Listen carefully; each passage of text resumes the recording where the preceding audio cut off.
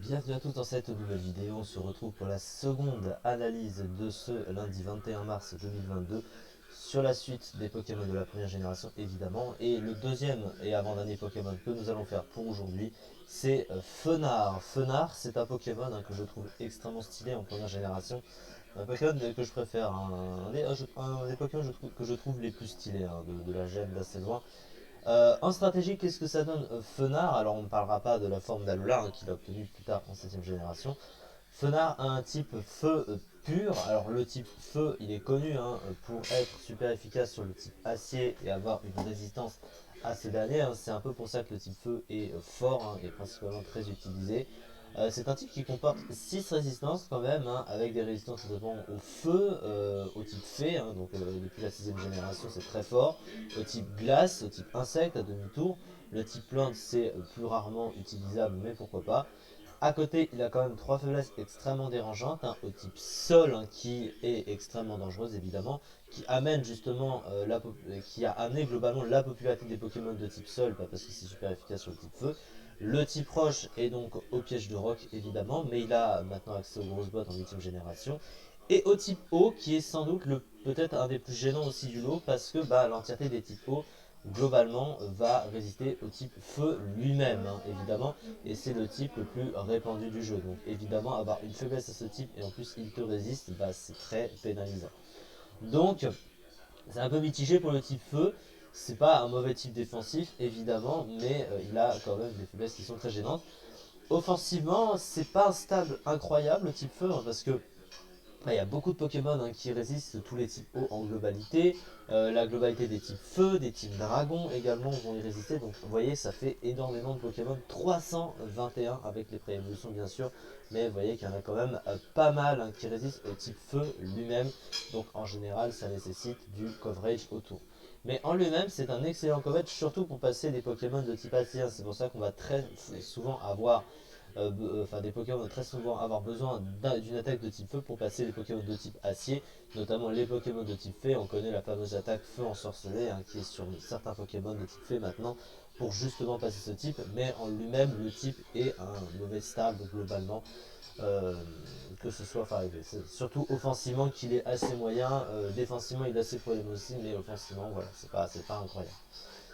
Au niveau des talents, alors les deux talents du Pokémon, il a au départ sécheresse, alors sécheresse qui lui permet de poser le soleil quand il arrive sur le terrain, donc c'est évidemment extrêmement fort parce que ça lui permet de booster ses attaques de type feu avec le soleil, en plus de baisser évidemment la puissance des attaques de type eau adverse. Il s'accompagne très bien dans une team Sun évidemment, avec tous les Pokémon profitant du soleil, et avec sa bonne vitesse également, qu'on va voir après, c'est assez pratique. Son autre talent c'est Torche, c'est un talent que possède Itran également, qui lui donne 50% de boost sur ses attaques de type feu s'il reçoit une attaque de type feu, donc ça lui donne une immunité feu. Alors il a déjà une résistance de base au type, mais une immunité, il va pas cracher dessus clairement. Les statistiques de Fenard, elles sont pas si incroyables que ça.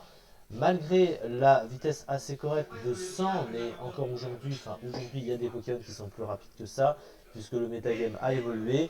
Il a une défense spéciale de 100 qui est également correcte, mais derrière c'est backé par 73 en PV, donc ça reste quand même assez moyen, ça reste pas si terrible non plus.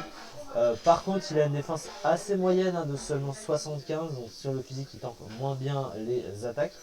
Il a une attaque spéciale qui est assez mauvaise quand même de 81, ça veut dire que c'est un Pokémon qui va être dépendant du setup pour pouvoir faire assez mal.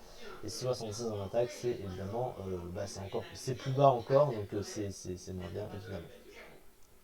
Alors son move pool, il est plutôt correctissime. Déjà, on note qu'il a accès à machination, machination qui lui permet de faire plus mal et c'est presque une obligation parce qu'il a que 80 en attaque spéciale de base, donc il n'est évidemment pas très fort. Il obtient même une attaque de coverage en 8ème génération, la fameuse attaque sable ardent, donc une attaque de type sol spéciale, donc c'est un peu comme un Telluriforce en un petit peu moins fort. Ça a 30% de chance de brûler l'adversaire, donc ça fait un peu l'effet ébullition. Donc c'est pas mal. Il a l'ensoleil qui se couple avec sécheresse, donc évidemment, puisque l'ensoleil tape tout de suite si jamais il y a le soleil, il n'y a pas besoin de tour de chargement parce que sinon c'est une attaque en deux tours et c'est moins bien. Il a également accès au classique feu follet évidemment. Il a énergie balle qui va lui permettre de passer les Pokémon de type eau en globalité et même les Pokémon de type sol évidemment. À côté de ça, bah, le Pokémon a pas grand chose, hein. C'est vrai qu'il est un petit peu limité. Ce qui fait que bah, ses sets, ou son set, ça va pratiquement être toujours la même chose. Vous voyez qu'il a qu'un set d'utiliser. Et pourquoi il est utilisé avec Torche ici? Parce qu'en fait, ils ont banni son talent. Il n'a pas accès à sécheresse dans les soutières. Ce qui fait qu'il est, il est descendu parce que sans sécheresse, ce Pokémon, bah, il ne s'accompagne pas autour des Pokémon utilisant le soleil. Ou en lui-même, il baisse son propre potentiel offensif qui est vraiment indispensable parce qu'il ne tape pas assez fort de base, comme on a pu le constater. Voilà, c'est un Pokémon qui est assez moyen hein, parce que bah, il n'a pas des stats si incroyables que ça. Et puis surtout, eh ben, il y a les autres types feu. Hein. Encore une fois, la concurrence des autres Pokémon de type feu, elle est énorme. Il y a beaucoup de types feu. Hein. Enfin, il y a à chaque tiers, hein, il y a des types feu qui sont plus intéressants à être utilisés. On peut le voir, hein, Darumacho, Chandelure, Blasphalon, Sulfura, etc. etc. Pyromute qui est en Uber, Volcanion en Rarius, Pyrax en Overuse, Victini, on n'en parle pas. Il a de la concurrence, ce cher Pokémon. Et ces Pokémon-là vont avoir de meilleures stats hein, et taper évidemment plus fort, ce qui lui manque pour le coup. Et surtout le fait qu'il n'ait pas du sécheresse, qu'il n'ait pas accès à sécheresse en combat stratégique, machin, bah, c'est un petit peu compliqué pour lui, on est assez d'accord. La fiche stratégique, une bonne vitesse accompagnée d'une bonne défense spéciale, un excellent talent sécheresse et un accès à machination pour se booster, des PV et une défense moyenne, une faiblesse au piège de roc. Ce qui le force un peu aussi à jouer avec les grosses bottes, hein, évidemment, parce que sinon bah, il se prend ses petits dégâts et c'est un peu compliqué.